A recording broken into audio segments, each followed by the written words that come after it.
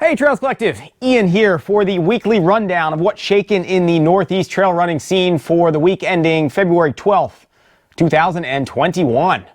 So, this week's live TC Live interview series, I will be checking in with Mari Balow. She wears multiple hats in Maine, from coach to trail sister to trail event company co-owner and RD of some pretty sweet and cool events. I will be live with her Thursday evening, the 11th at 8 p.m. Please tune in, chime in. Pretty stoked to catch up with her. Let's see, other media this week. CULTRA released their episode last week, Friday, episode 114. It was titled Streaking into the Cape Cod Frozen 50K. And MassUltra reported on a pretty cool last person standing skiing ultra event that went down in New Hampshire. So check those out if you're interested. Results from this past weekend. Sassquad Trail Running Squatchy Onesie Fest 5K marathon event ran this past Saturday. RD Kim Levinsky cued me into a wonderful story on one of the event's entrants, a young spry Kathleen Davies, but has to do with onesies. Hi, this is Kathleen Davies reporting from Hillburn, New York. I want to tell you about the Sassquad Onesie Fest 5K marathon. The race was held on Saturday, February 6th at the New York, New Jersey Trail Conference headquarters in Mahwah, New Jersey. It was a gorgeous day, as you can see from the photos sent in by race director Kim Levinsky. Due to COVID restrictions, there were 3 waves of runners, limited to 25 runners per wave. The first wave at 10 a.m. included 24 runners, led by Sean Neenan with a time of 27:37. The top woman, Renee Perry, finished in 32:54, third overall. The second wave at 11:30 had 20 runners, led by Jerry Hall in 26:49, the fastest time of the day, and top woman Lizzie McClaughry in 33:49, sixth overall. The final wave, starting at 1 p.m., featured 14 runners, led by the fastest woman of the day, Paige Buzard, in 27:17, followed 3 seconds later by top male John Hardy. After 22 inches of snow the previous Monday and Tuesday, the trail was totally covered. It had been packed down some, but was still quite lumpy and very slippery. This senior, at 75, the oldest woman to start, but not finish, I'm sad to say, slipped and fell a few times.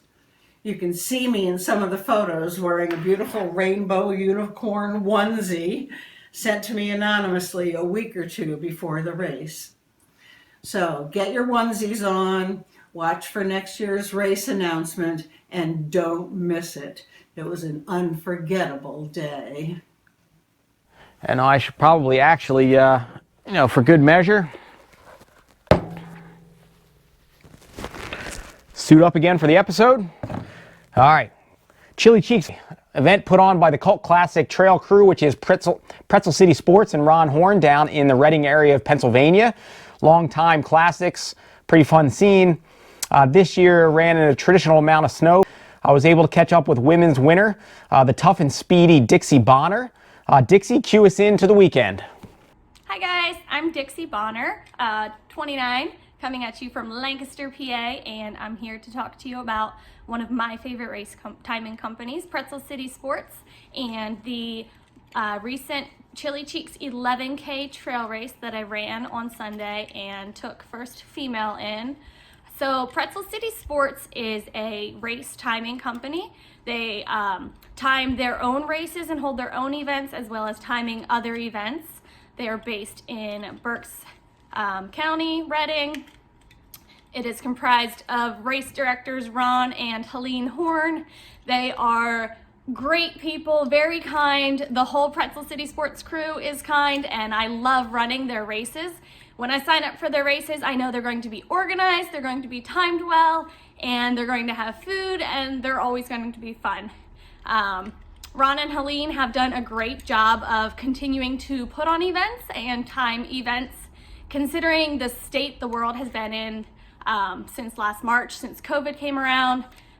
They've implemented safety precautions so that they can still have races during this time. So that takes us to this past Sunday's race, which was the Chili Cheeks 11K trail race.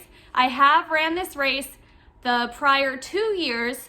I have improved on my time up until this year. Sunday, it started snowing in the morning. It was coming down really well, and we had gotten a boatload of snow the previous week. So I knew I wasn't going to have a fast time for this race. And I had to be okay with that.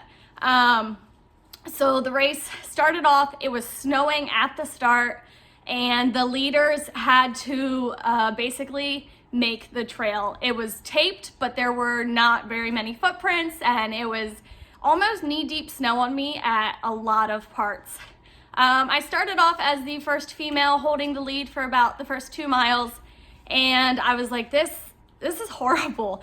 I had never ran in snow that deep before. It was a different kind of strain on your body, being a little slippy and slidey and just taking a lot more effort out of you. So coming up on there's one water station at about 2.5 miles and another water station around 4.5-ish. I'd say around mile 5, I took the female lead and I held that until the end. But the biggest thing I have to say about the race is that I thought it was really funny to see the top, I'd say 50 runners all in a single file line fighting for kind of position. If you wanted to pass, you had to make your own trail, and that took a lot of effort out of you. So I had just never participated in a race where all the leaders were in a single file line doing a mix of hiking and walking and some running. It was a crazy experience. It was great, definitely memorable, and hopefully next year's race like that will not have as much snow. I would much rather run faster and be able to run the whole event. So like I said, I ended up coming first female. My time was about 1 hour and 25 minutes, which is about 20 minutes slower than last year's time on this course. And the top male's time was 1 hour and 20. So that just tells you how challenging it actually was to have to make those paths and, dig through that snow to get there. But I love Pretzel City Sports races. I love trail running, and if you ever see me at a race, don't hesitate to say hi, and see you guys on the trail sometime, I hope. And then the Icy 8, one of the events in the lineup of Athletic Equation, also went down in Spotsylvania, Virginia. An excellent opportunity for some early season miles. I was able to catch up with a bunch from this weekend's event. From the RD Alex to podium finishers to an old college teammate getting in his second ultra, I think, ever in preparation for the Cayuga Trails 50. And we're going to weave in clips here one after the other, and you're going to get a pretty solid snapshot of the Icy 8. So let's kick in with Alex. Take it away. Hey, how's it going, Trails Collective? Alex Papadopoulos here with Athletic Equation. You can find out more information about our races at www.athletic-equation.com. Today specifically, we're going to be talking about the Icy 8. We hosted the Icy 8 trail run this past Saturday in Lake Anna State Park in the the glorious Commonwealth of Virginia. The Icy 8. Where does it get its name from? Well, we host it in the first weekend of February, generally one of the coldest weeks of the year. It's got a figure 8 course of 8 miles, and you've got 8 hours in which to run it. You also have a shorter loop of a 4.7 mile option. So all the runners have a 4.7 mile loop and a figure 8 mile loop in which to maximize their miles over 8 hours. It always provides for a fun, entertaining, and adventurous run. None of the runners ever know exactly where they rack and stack with their competition. So that said, there's always a fair measure of excitement between both the men's and the women's events. So that said, let's get into some of the descriptions. We'll talk about the men's race. We'll talk about the women's race. We'll give a little bit of strategy involved, and then we'll wrap it up. So the women's race this year at the ICA was the most competitive that we've had in 13 years of this event. We had leading contenders in Lee Jackson and Whitney Richmond duking it out. The amazing thing, they never knew where exactly they were with their miles as you come in and you finish your short loop or your long loop mixed in together. In the end, Whitney Richmond, she tied the women's record with 46.1 miles in 8 hours, uh, only to be eclipsed a few minutes later by Lee Jackson, who rolled in at a whopping 47.5, crushing the previous women's record by 1.4 miles. That said, the top five were rounded off by Shannon Kane with 40 miles, along with Laura Linville, and new ultra runner on the scene, Megan Schofstall, kicked in 39.5 miles in her first ever ultra marathon. It was a true pleasure to watch these women battle out throughout the day. It was just a matter of putting it down, and they crushed it. Amazing women's race.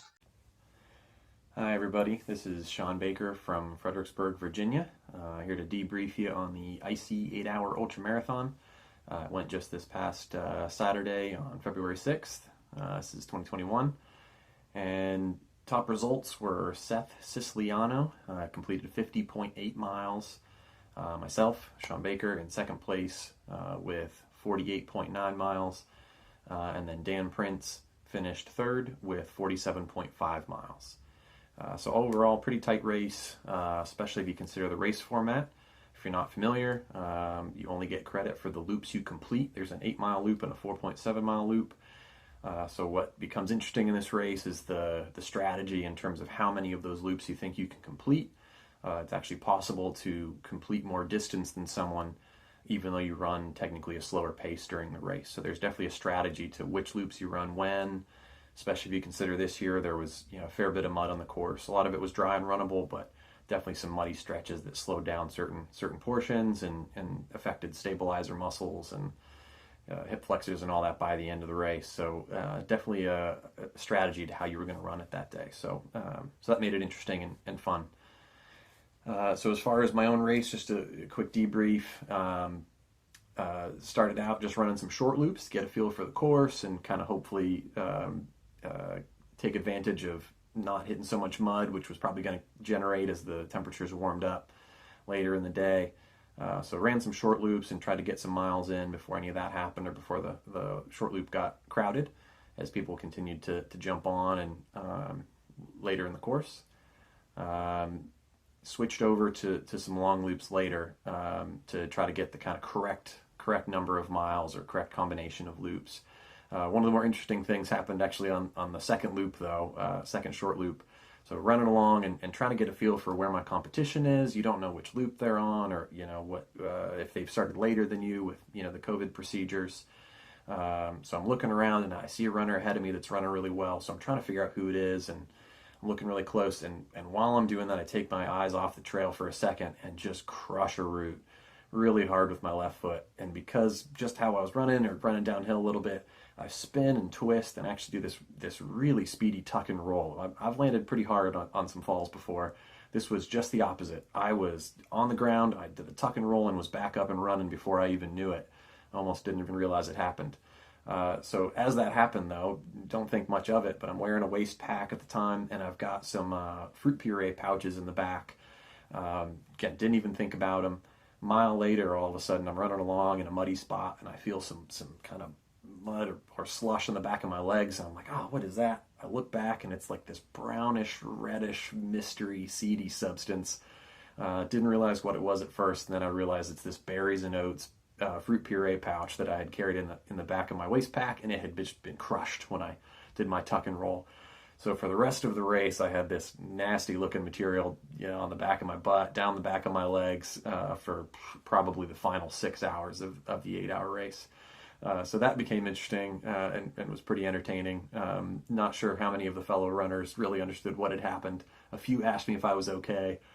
So kudos to them for being brave enough for asking. The rest of you, I apologize for how uncomfortable I made you as you had to see that. So anyways, that was humorous and just kind of a highlight for me. So the rest of the race, though, goes on. I finish 5 short loops to start off, and I switch over to some long loops. It was kind of interesting. I had some GPS issues at one point, so I was kind of struggling to know exactly how fast I was running. And that gets a little mind-numbing when you're in hour 5.5 of the race. So just had to completely run on feel and stick with the plan. Wasn't sure if I should be making decisions to change which loops I was running based on how slow my watch thought I was running. So that got a little difficult, but just stuck with my plan. Finished out a couple of loops. Did a check in to kind of see how many minutes each loop was taking me, and that gave me a gauge of whether I was on track or not. But even still, it's tricky, taking into account aid stations and GPS inaccuracies. It's kind of hard to know if you're on track to use all of your time. You don't really want to leave a whole lot of time on the clock at the end, but you want to leave a little bit of buffer in case you slow down or need any sort of stretching or anything that could happen late in a race. So you don't want to run the clock right down to the final seconds. So everything went pretty well. Finished with a decision to make whether I should run one big loop or try to squeeze in 2 small, and I was able to squeeze in 2 small loops. That's 9.4 miles instead of racking up a final 8. So that was good, and that was enough to push me up a spot in the standings, which was great. Got into the finish, wasn't sure. I knew there was some other runners that were going to be close, and the race director was still doing his tally to kind of sort out who landed where, and they're confirming exactly which loops everybody had run. So that made it a little bit exciting at the end. It's kind of tricky where you finish a race and you don't really know who's won. So it was exciting to find out I was in second place. I was happy with the miles total for the day for sure. That was one of my A race distances for the day. Really wanted to get over 50 to compete with Seth in first, but knowing with the mud, I didn't want to bite off more than I could chew with the mud that day, and trying to push the pace too fast early on and end up in trouble and running down to the wire. So maybe I could have squeezed that in, but really I only ended up with about 10 minutes on the clock, and partially that's just because I had a good final loop. So maybe I could have squeezed out a little bit extra distance, but being just under 2 miles short of the leader, not sure I could have found 2 more miles out there. So anyways, it was an exciting day, great day. Race was put on really well, so appreciate everybody for all the volunteers that came out and helped, and the race director for figuring out a way to get the race to go safely. So thanks, everybody. Hey everybody, this is Whitney Richmond. I am coming to you from Richmond, Virginia, and I ran the Icy 8-hour trail race on Saturday, February 6th. And I'm going to talk to you a little bit about race strategy at this race, because it's not a typical timed event where you do the same loop over and over again. This one has 2 loops you can choose from. It's an 8-mile loop, which is the long loop, and then a 4.7-mile loop, which is the short loop. The 2 loops, they share a little bit of the same trail. You start out on the same loop, and then you split off to do a longer loop, and then you come and meet back up with the short loop. So you really have to think about how you want to do your combination of loops to get the most mileage that you think you personally could do in the 8 hours. For example, I originally went in, this 3rd time I've done the race, and the 2 times before I didn't really think about the math of it before. I just went out and said, oh, I feel like doing a short loop, or I feel like doing a long loop, and probably went with how I felt during the race. But this time I actually thought about what would get me the most mileage that I thought I could do. So I originally was going to do 5 loops of the long one. So that would get me 40 miles, and then 2 short loops. So it would get me like 49.4 or 1 or something, for a little over 49 miles. But then as I was running, I did 3 long loops, and I wasn't feeling fantastic. And so I thought, okay, well, I'll do 1 more long loop. So I did 1 more long loop, and then figured I probably had to switch it up and do 3 more short loops instead of 1 long and 2 short. I know that's confusing. It's very confusing when you're running too, because you're trying to figure out, it's not, the 4.7 can kind of confuse you when you're running. You've been running for a while and trying to figure out exact mileage, what combination will get you what mileage. As far as the loops go, the longer loop is a little has a little bit more elevation gain and loss, not by much, but there's a couple short, steep hills, and but it's nice because there's less people on the long loop, so it doesn't get quite as muddy. The short loop definitely had more muddy spots. So if it rains or it snowed like the week before, in this case, majority of the trail's dry, but then some of the muddy spots are pretty shoe-sucking mud, and you really can't avoid a lot of times going around it, so you just have to go through it. And the more and more people that go through it every time, then it gets worse, obviously. But it really is a great race to kind of figure out, like, push yourself, what combination can you get? And also, of course, it's 7 hours in and you think, well, I have time for one more short loop, but not long loop type of thing. Because if you went out for a long loop and you didn't make it back, then none of those 8 miles would even count as your mileage. Sure, it would count on your GPS, but not on your race results. So it's a great race, and I highly recommend it. It's very low-key and a lot of fun, and the people there are fantastic, and the race director and all the staff is really great.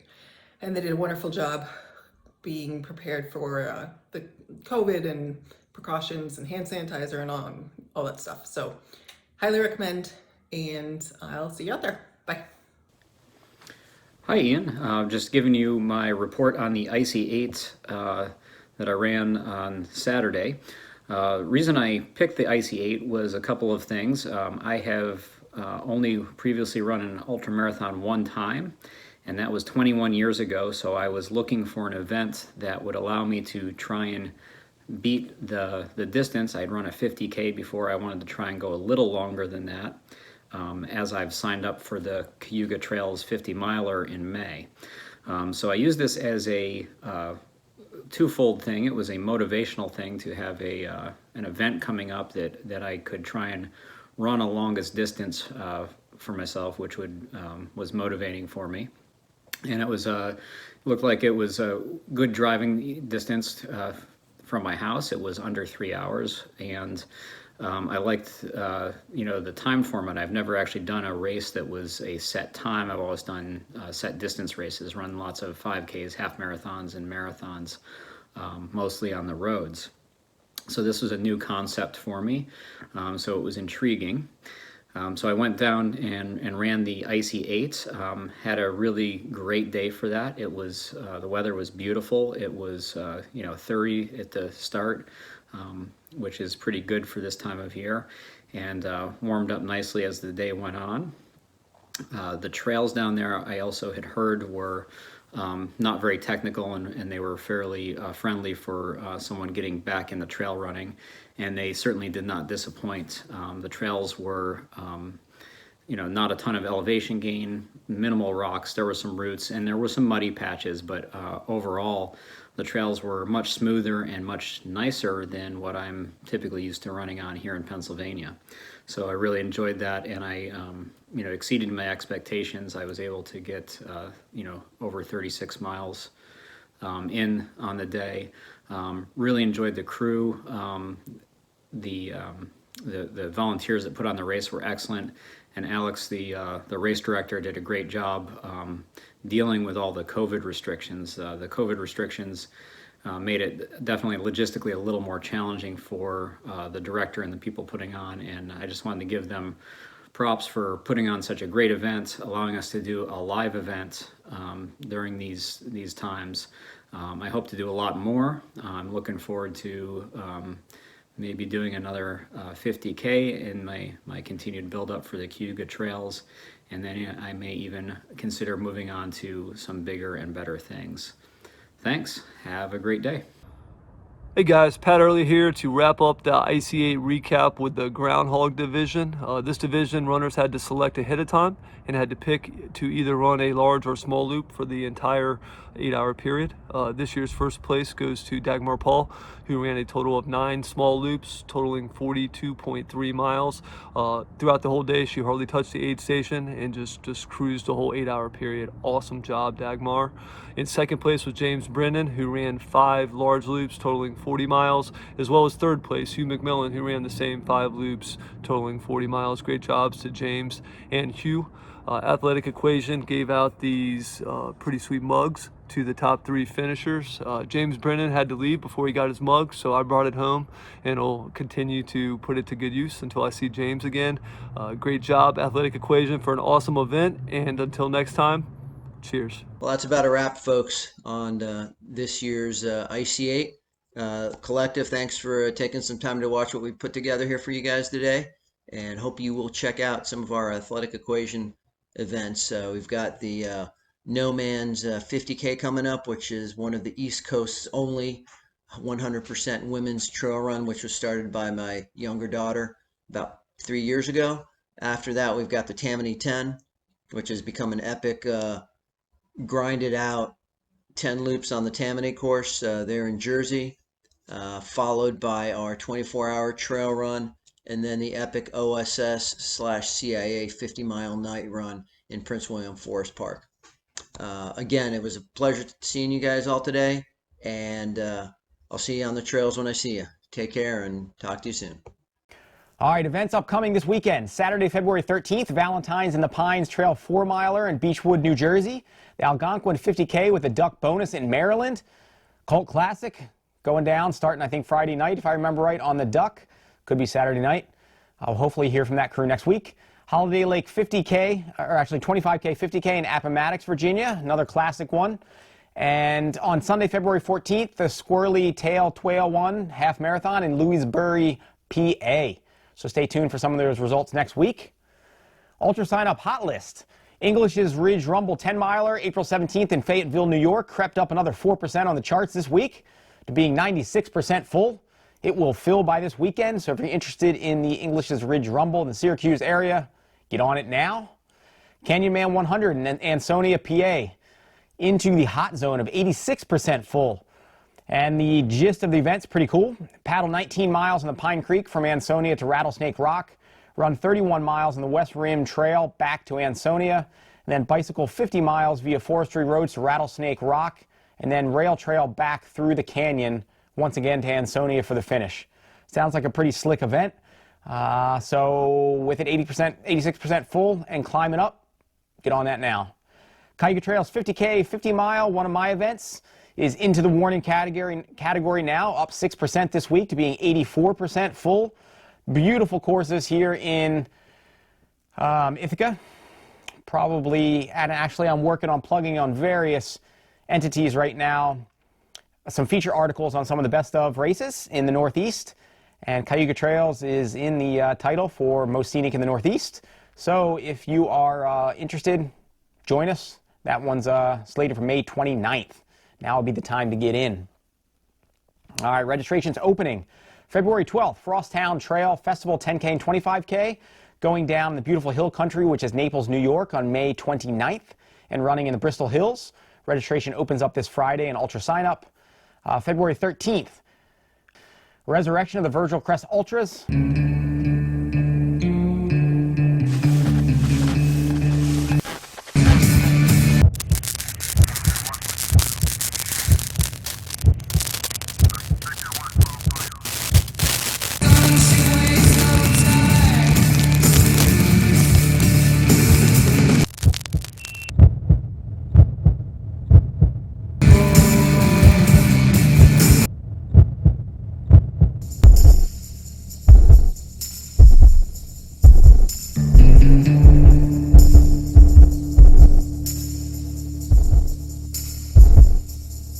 It was a cult classic I ran put on between 2008 and 2015.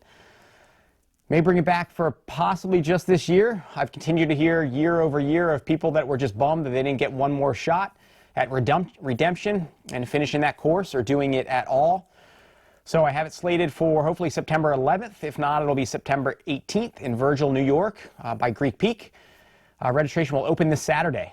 It's a beautiful forest, less technical footing than the surrounding mountain states, not kicking rocks the whole course, but with roughly 22,000 feet of elevation gain for the 100 and ratio down for the 50K, 50-mile, 100K, it'll remain on the top of the charts in toughness. So check it out.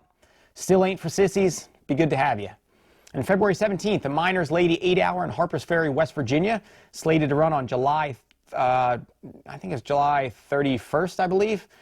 Join the Miners Lady Crew in the Blue Ridge Mountain. Actually, it says where the Blue Ridge Mountains meet the Shenandoah River. A beautiful 10K loop with 850 feet of elevation gain, meandering through the mountains, mostly single track, with waterfalls and creek crossings in the backwoods of Harper's Ferry, West Virginia. That sounds pretty beautiful. So if you are up for a timed event over a beautiful course in West Virginia, get on it now. That's Miners Lady 8 Hour. And these are ones that I think it's pretty cool that Ultra Sign Up has the hot list. There are a lot of events that use the Run Sign Up platform, which is a pretty powerful platform, but I'm not aware of it using or having this feature, I guess, to tip you off on what events are coming up. So if you are an event RD or somebody who has a favorite event out there where you know registration's about to open or close out or whatever that looks like, for sure give me the heads up, because I may just not see it and I would like to plug it. And as of when I checked the FKTs on fastestknowntimes.com, there wasn't anything plugged for this week. I know that there are a couple out there. They just weren't showing them. So that's what I got for you this week. Thanks for tuning in to the rundown. Thanks for your support. Thanks to all the Patreon supporters so far who have stepped up this past year. My apologies on me not getting you some swag out there. It's one of my failures. I will get there, juggling the best I can. So stay tuned for more coming up. Hopefully I'll get a review of Topo's Ultra Venture 2 out this week as well. And again, tune in to us Thursday evening for the TC Live with Mari. All right, thanks for tuning in. Check you next round. See ya!